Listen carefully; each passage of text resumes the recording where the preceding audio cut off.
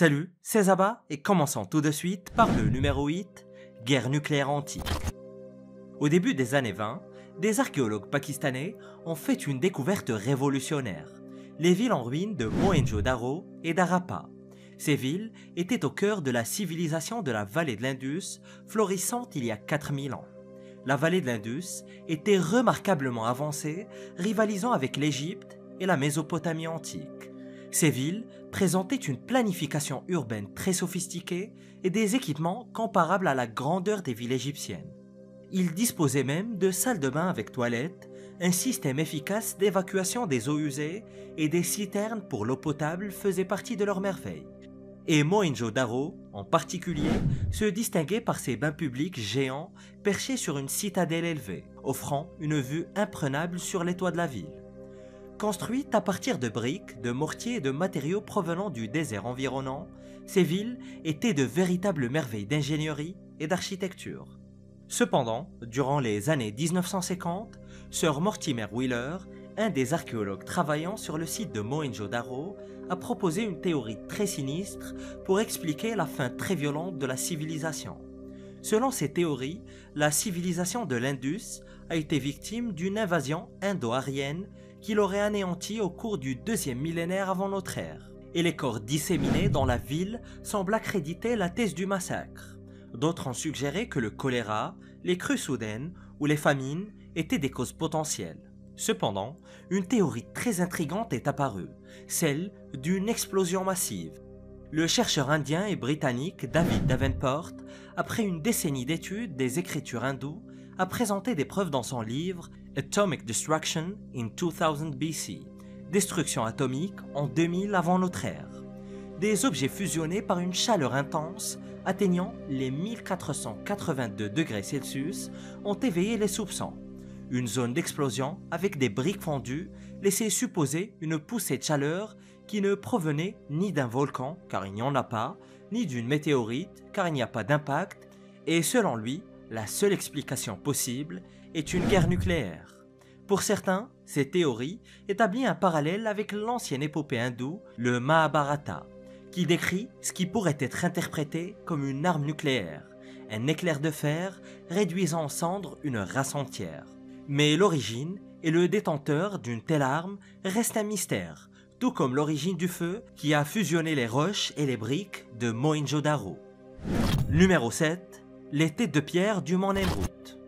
Les têtes de pierre du mont Nemrut, en Turquie, sont pour le moins spectaculaires, mystérieuses et obsédantes. À plus de 1800 mètres d'altitude et surplombant des ruines millénaires, le sanctuaire funéraire du roi Antiochos Ier est en ruine. Ces têtes de pierre avaient autrefois des corps, mais la plupart de leurs statues ont été réduites à l'état de ruine il y a bien longtemps. Ces anciennes représentations de dieux grecs et perses sont brisées, mais leurs têtes subsistent encore. Et il semblerait que ce soit un véritable miracle alors que tout a été détruit. Mais les têtes en pierre restent toujours debout, comme si elles attendaient le retour de leurs adorateurs. Le roi Antiochos Ier était le roi du royaume de Commagène au 1er siècle avant notre ère. C'était un tout petit royaume, une sorte d'état tampon entre deux énormes puissances, celle de Rome et de la Perse. Mais le royaume n'a pas duré éternellement. Il est resté indépendant jusqu'en 17 de notre ère, date à laquelle il a été conquis par l'empereur romain Tibère. Et bien qu'il soit incroyablement riche et doté d'un très grand pouvoir, le royaume de Commagène décline à mesure que les Romains le tiennent sous leur coupe. Mais bien avant tout cela, en 62 avant Jésus-Christ, Antiochos a construit son mausolée personnel comme un très grand sanctuaire pour lui-même de lui-même, et ce, au point le plus élevé du nord de la Mésopotamie. Et il a fait construire de très grandes statues de tous les dieux les plus importants vénérés par le peuple qui, du fait de sa situation géographique, coincé entre deux cultures, avait un mélange de croyances issues de la mythologie perse et de la mythologie grecque. Et les statues du sanctuaire étaient énormes, certaines s'élevant à près de 10 mètres de haut et pesant plus de 6 tonnes chacune. Elles ont été découvertes en 1881 par un explorateur allemand curieux qui a escaladé la montagne, mais ne deviendront célèbres que durant les années 50 et seront déclarées patrimoine mondial de l'UNESCO en 1987. Et parmi les statues brisées du sanctuaire, il y en a une qui représente le roi Antiochos Ier, et on trouve aussi deux aigles, Zeus, le dieu zoroastrien Ahura Mazda, Hercule, Apollon, Mitra, Tyché et bien d'autres. C'est l'un des exemples les plus phénoménaux de la rencontre de l'Orient et de l'Occident avec des dieux manifestement grecs, habillés de vêtements persans. Numéro 6. Des structures sur la Lune. Et si la Lune était une ancienne structure créée par une intelligence extraterrestre?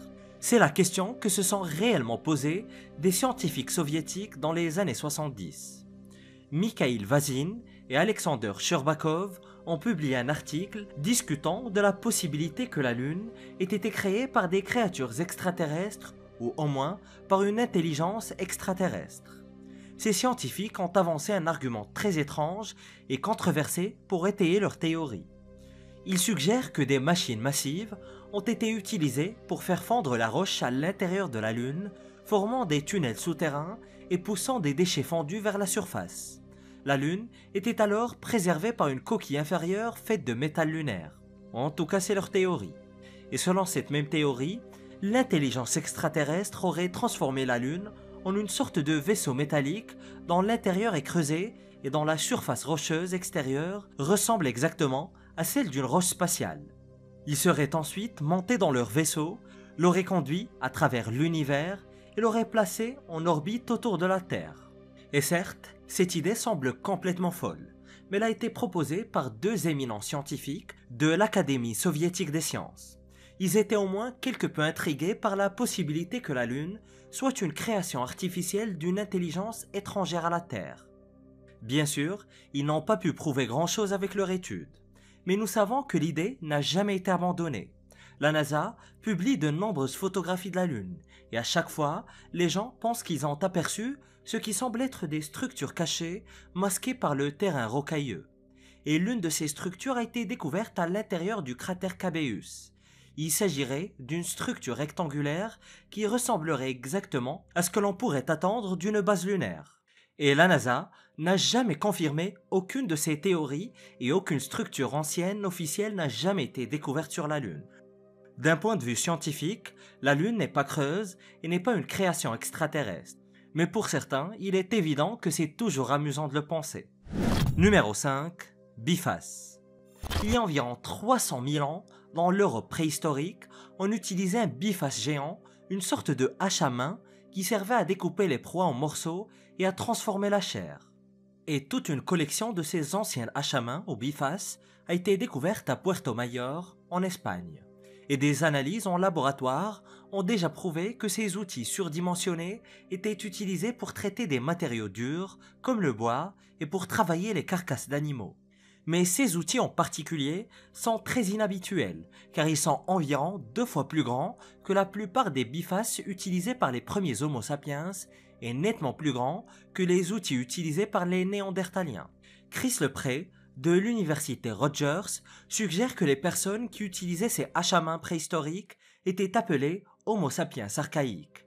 Ils étaient peut-être très proches des Néandertaliens, pas tout à fait des hommes modernes, mais juste à la frontière entre les deux. Toutefois, cela n'explique en rien pourquoi ce groupe particulier d'humains, que l'on pense appartenir à la culture acheuléenne, utilisait d'énormes outils. Cela n'est pas vraiment logique, surtout quand on sait que d'autres hommes préhistoriques, présents en Espagne à la même époque, utilisaient des outils de taille ordinaire. Cela a même amené certains à se demander s'il n'existait pas en Espagne à l'époque des êtres humains préhistoriques exceptionnellement grands. Et étant donné que nous n'avons pas de corps à examiner et qu'il ne reste rien d'autre que leur hache à main géante, l'idée a fait son bout de chemin. Mais le docteur Lepre a déjà rejeté l'idée de géant, déclarant qu'une telle notion était absurde. Les chercheurs affirment plutôt que des populations humaines distinctes ont coexisté entre 773 000 ans et 125 000 ans. Et il se trouve que les hommes de Puerto Mayor fabriquaient des outils beaucoup plus grands que nécessaire, comme s'ils avaient des mains 2 fois plus grandes que les nôtres. Et les plus anciens outils connus de la science proviennent d'Éthiopie et ont été fabriqués il y a 2,6 millions d'années. Puis, il y a environ 1,76 million d'années, la période de la technologie des outils acheuléens a commencé. et jusqu'à il y a 136 000 ans, les hommes utilisaient principalement des bifaces en silex et en quartzite. Ensuite, il y a environ 50 000 ans, les Néandertaliens ont commencé à créer des grattoirs, des tranchoirs, des aiguilles en os et en pierre. Puis sont apparus les hameçons, les boutons et tout s'est enchaîné. Il y a 300 000 ans, les haches à main ou les bifaces n'étaient pas rares, mais ils mesuraient généralement environ 15 cm de long. Les haches à main géantes de Puerto Mayor sont presque 2 fois plus grandes et semblent être les seuls bifaces géants jamais retrouvés. Numéro 4. La plage de pétroglyphes. Le pétroglyphe Beach State Historic Park, situé à Wrangell en Alaska, est un endroit très mystérieux qui se trouve dans une ville insulaire. Et la plage est jonchée de gravures rupestres avec plus de 40 gravures. Il s'agit de la plus grande concentration de pétroglyphes en Alaska et peut-être l'une des plus importantes dans le monde entier. Et les pétroglyphes ont été créés il y a 8000 ans par les Tlingits, un groupe d'autochtones d'Alaska qui vit encore aujourd'hui dans le sud-est de l'archipel. Mais la vérité sur les pétroglyphes reste encore un mystère. À l'entrée de la plage, une affiche vous donne quelques suggestions. L'affiche affirme que les pétroglyphes ont pu être utilisés pour un grand nombre de raisons. Ils auraient très bien pu servir de marqueurs territoriaux avertissant les ennemis de ne pas empiéter sur les terres occupées. Ils peuvent également avoir été utilisés pour commémorer des événements très importants. Peut-être un raz-de-marée ou une très grande bataille qui s'est déroulée sur la plage. Les pétroglyphes peuvent également avoir été dessinés comme des formes imaginaires pour inciter les poissons à nager dans l'embouchure de la rivière afin d'approvisionner les Tlingits en nourriture chaque année. Mais quels que soient ces symboles, Nicolas Schmack, du département des ressources naturelles de l'Alaska, affirme qu'ils sont uniques au sud-est de l'Alaska. La dure réalité est que nous ne savons pas à quoi servaient les pétroglyphes. Et même aujourd'hui, il est très difficile de les repérer car ils disparaissent progressivement avec le va-et-vient des marées et des vagues. Et les chercheurs affirment même qu'il y avait beaucoup plus de pétroglyphes à l'époque, mais ils ont été effacés par des milliers d'années d'érosion, et c'est d'ailleurs un miracle qu'il en reste encore. Numéro 3. La pierre de Goldenstein. La pierre de Goldenstein, en Allemagne, est un très grand mystère. Elle se trouve dans la Sarre et a été construite il y a 4000 ans comme un gigantesque menhir. Elle est tout bonnement considérée comme la plus grande pierre dressée d'Europe centrale et l'une des plus grandes d'Europe. Cependant, nous savons très peu de choses à son sujet. Le monument a été clairement construit en grès clair, façonné à la fin de la période néolithique, vers 2000 ans avant notre ère. Et la pierre est restée parfaitement stable et largement intacte, en tout cas jusqu'à la Seconde Guerre mondiale. Lorsque la guerre a éclaté, l'Allemagne nazie craignait que la pierre de Goldenstein ne serve de point de repère aux attaques de l'artillerie française. Et pour la première fois depuis la préhistoire, la pierre de Goldenstein a été enlevée en 1939. Les soldats ont creusé une fosse géante, l'ont remplie de paille et ont essayé d'y cacher la pierre. Mais ils ont commis une énorme erreur. Les soldats n'ont pas creusé une fosse assez grande, et lorsqu'ils ont tenté de placer délicatement le menhir dans le sol sur son lit de paille, il a heurté le bord du trou. Le choc a été tellement violent que la pierre s'est brisée en 4 morceaux principaux et trop de petits fragments pour être comptés. La pierre a été remise debout en 1951. Et ce n'est pas tout à fait la même chose de savoir qu'un monument ancien a été démonté et remonté. Mais en réalité, c'est ce qui s'est passé pour plusieurs monuments d'Europe durant la Seconde Guerre mondiale. Et en 2002, des experts ont restauré la pierre pour qu'elle soit aussi propre et belle qu'elle était il y a des milliers d'années. Mais il reste encore beaucoup de mystères à élucider. Une grande croix est gravée dans le monument et personne ne sait comment elle est arrivée là. Des chercheurs ont supposé qu'elle avait été créée par un culte chrétien au XIXe siècle, mais personne n'est vraiment sûr. Il y a également une figure humaine gravée dans la pierre qui ressemble au dieu celte de la météo, Taranis. Personne ne sait non plus quand elle a été réalisée ni d'où vient le nom du monument.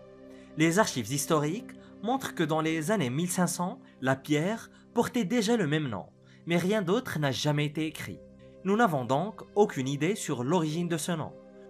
Numéro 2. La statue d'Ebbie Hill. La statue d'Ebbie Hill n'a pas l'air très spectaculaire. Il s'agit d'une petite statue de 51 cm de haut, faite de gypse massif. Mais l'histoire qui se cache derrière est indéniablement passionnante. Cette petite statue a été retrouvée dans le temple d'Ishtar, dans la ville oubliée de Mari, par l'archéologue français André Parrot dans les années 1930. La tête a d'abord été découverte dans la cour extérieure du temple, à quelques mètres de là où se trouvait le corps. Et juste à côté se trouvait une autre statue du roi Lamgui Mari. Mais ce qui rend cette statue si spectaculaire, c'est la complexité avec laquelle elle a été sculptée il y a 4400 ans. Il ne faut pas s'y tromper, cet objet est très ancien. Il provient de la cité-État de Mari, sur les rives de l'Euphrate, en Mésopotamie. La statue d'Ebi Hill a été fabriquée avec un savoir-faire très méticuleux. Ses yeux, ses expressions faciales, sa tête, sa barbe, tout. La statue porte même une dédicace gravée sur son épaule en écriture proto-cunéiforme. Elle donne le nom d'Ebi Hill sur un tendon dédié à Ishtar Virile ou Ishtar Viril. Il était certainement un prêtre au temple d'Ishtar, et la statue le montre assis paisiblement sur un hamac d'osier. Les mains jointes comme pour prier, il semble sourire un peu. Sa peau lisse est en albâtre translucide et ses yeux sont en lapis lazuli importé d'Afghanistan. Mahari est apparue en Syrie au début de l'âge du bronze. Elle a probablement été fondée comme un petit centre commercial qui fournissait du cuivre et du bronze à Babylone et à d'autres villes bien plus importantes. Et en raison de sa proximité avec les montagnes du Taurus, le peuple de Mari était riche en ressources. Et pendant près de 1200 ans, ils ont été le moteur industriel du nord de la Mésopotamie. Cependant, vers 1760 avant notre ère, Hammurabi de Babylone détruisit leur ville, et personne ne l'a jamais réoccupée. Et la ville de Mari s'est donc peu à peu dégradée jusqu'à disparaître. En réalité, les 2/3 des restes de la ville ont été emportés par la crue du fleuve et il n'en reste aujourd'hui qu'une infime partie. Toute découverte est donc une énorme victoire pour les archéologues. Numéro 1, la nécropole royale. Nakhché-Rostam est l'un des sites archéologiques les plus phénoménaux d'Iran. Et pourtant, beaucoup de gens n'ont aucune idée de son existence. C'est là que se trouvent les monuments construits à la gloire des anciens rois des dynasties achéménides et sassanides. Entre 500 avant notre ère et 400 de notre ère, tous les plus grands souverains perses ont été commémorés ici. Et la ville n'est qu'à une courte distance en voiture de Persépolis, occupée depuis 1000 ans avant notre ère, lorsque les Élamites ont sculpté les visages des rois dans les rochers du désert. Les tombes des rois ont été creusées dans les parois rocheuses à plusieurs mètres au-dessus du sol. Et contrairement à la vallée des rois en Égypte, où les tombes ont été creusées dans les tunnels profonds sous les formations désertiques, ici, les tombes se trouvent au-dessus. Elles ont été taillées dans les parois rocheuses brutes, de sorte que quiconque qui voulait piller les tombes devait se munir d'un grappin. La façade de chaque tombeau a été sculptée en forme de croix simple, le point le plus haut se trouvant à environ 21 mètres du sol. Les 4 tombes principales appartiennent aux 4 souverains les plus célèbres de la Perse antique. Darius Ier le Grand, il est suivi de Xerxès le Ier, Artaxerxès Ier et enfin Darius II à partir de 423 avant notre ère. Ces tombes représentent un siècle de rois puissants qui ont fait de la Perse une force indomptable. Les falaises entourant les tombes sont également décorées de bas-reliefs représentant des événements célèbres et les plus grands triomphes des Perses. Par exemple, le bas-relief de Shapur Ier célébrant sa victoire contre 2 empereurs romains au IIe siècle de notre ère. Et même si la nécropole n'a servi qu'à enterrer 4 rois, elle a continué à être utilisée pour rendre hommage à des événements modernes très importants. Et ces découvertes faites dans le désert jordanien pourraient réécrire l'histoire. Découvre-la en cliquant sur cette vidéo.